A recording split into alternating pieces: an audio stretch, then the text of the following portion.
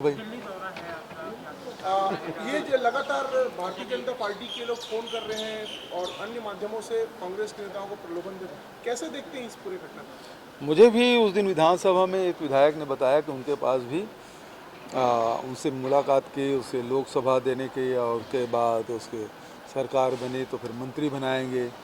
इस प्रकार के बातें लगातार चल रही है और इसका अर्थ ये है कि भारतीय जनता पार्टी डरी सहमी हुई है 2024 के इलेक्शन को लेकर। और यही कारण है कि चाहे वो बिहार की घटनाक्रम हो, चाहे उत्तर प्रदेश की घटना हो, चाहे महाराष्ट्र की घटना हो, ये सारी घटनाएं इस बात की ओर संकेत कर रहे हैं और चीख चीख के कर रहे हैं कि भारतीय जनता पार्टी 2024 के चुनाव में हारने वाली है। और इस कारण से तोड़ फोड़ कर रहे हैं, अपने ऊपर भरोसा इनको नहीं रहा, ये स्पष्ट हो रहा है।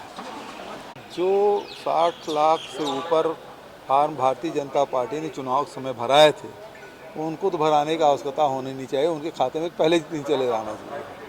बचत लोग हैं, यहाँ कम से कम 1 करोड़ की जनसंख्या है और महिलाओं की, तो उनको फॉर्म भरा के उसके खाते में पैसा डालना चाहिए।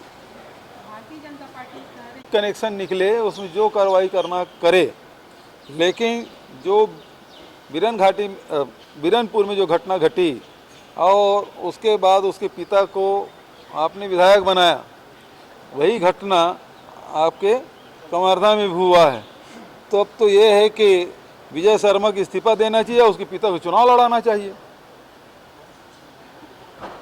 पहले तो ये करे, उसके साथ न्याय मिले। जो ईश्वर साहू को जो लाभ मिला है वही लाभ यादव परिवार को भी मिलना चाहिए। सर, टीएस सिंहदेव का बयान।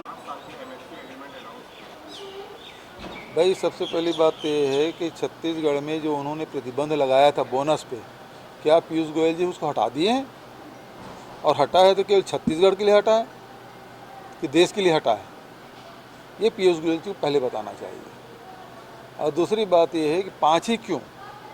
हम तो छत्तीसगढ़ में जब 2500 रुपये देने की बात कहे थे तो यही पीयूष गोयल जी बोले इनपुट सब्सिडी सबको मिलना चाहिए।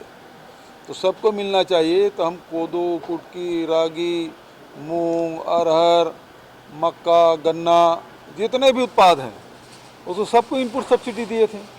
अभी तो 3100 रुपया केवल धान के किसानों के बारे में बोले हैं, मिला तो किसी को नहीं है।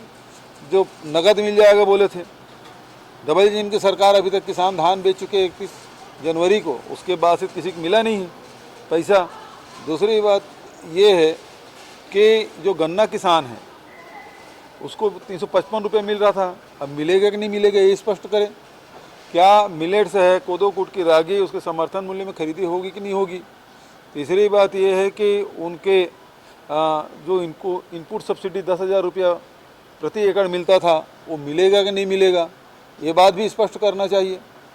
ठीक है सर, वो तो देखने में आ रहा है कि किस प्रकार से कैंपों में हमला हो रहा है और किस प्रकार से जो डिप्टी सीएम हैं उसके गृह जिले में किस प्रकार की घटनाएं घट रही है, आदिवासियों के साथ, पिछड़े वर्ग के लोगों के साथ किस प्रकार से घटनाएं घट रही है। और तीसरी बात ये है कि गौ तस्करी बढ़ गई है।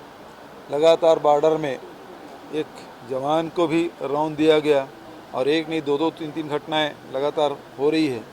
तो आज कानून व्यवस्था की स्थिति लचर बद से बदतर हो चुकी है। अब उसके बारे में मुझे जानकारी नहीं, वो क्या बोले। हाँ, लोकसभा चुनाव में पहले बताया, वो हार के डर के मारे सब में तोड़ फोड़ कर रहे हैं, ईडी के दुरुपयोग कर रहे हैं। ये तो ईडी के भय समाप्त कर दे तो भारतीय जनता पार्टी के नेता जो जिसके मुंह बंद है वो सब मुखर हो जाएंगे। आपको दिल्ली जाना होगा। ठीक है।